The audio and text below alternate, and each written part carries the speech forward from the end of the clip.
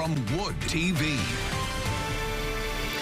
A line of strong storms that swept through West Michigan Thursday night appears to have produced a number of tornadoes, including a radar-indicated twister near Martin.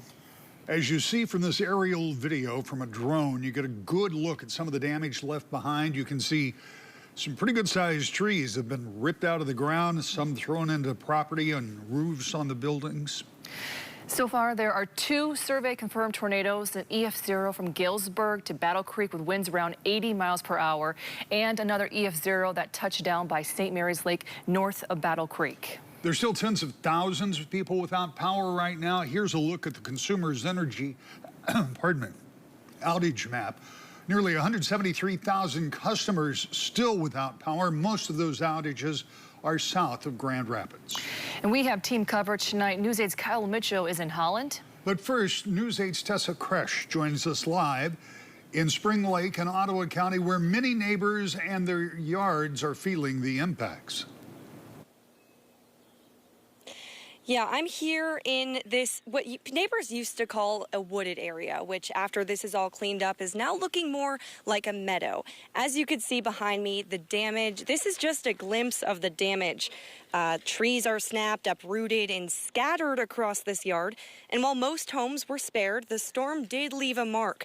For longtime resident Linda Mott, seeing the damage in broad daylight was nothing short of devastating. One of these trees landed on her roof and another on her daughter's car.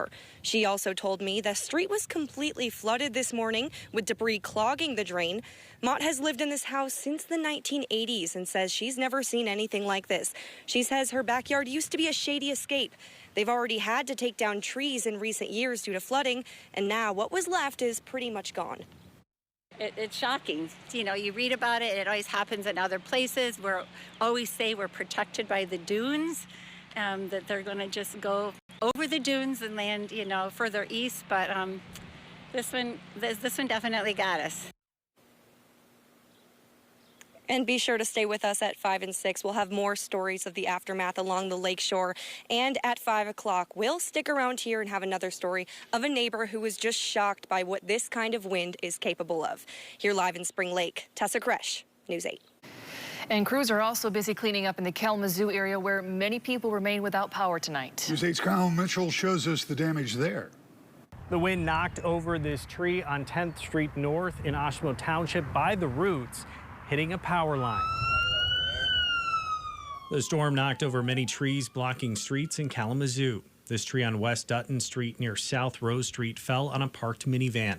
The Kalamazoo Department of Public Safety says it received more than 200 calls about downed trees and blocked roadways. Winds also caused widespread power outages in parts of Oshmo Township. One man we spoke with was sitting in his living room when a tree fell on his house. The wind picked up and just like a straight line wind, it shook my house. Like it was like even made a sound like, and I was sitting right there at my picture window and then heard probably 3 or 4 big, huge pops, and then boom, and I felt my house shake. Many people in the area are using generators and expect they could be without power into the weekend. Kyle Mitchell, News 8.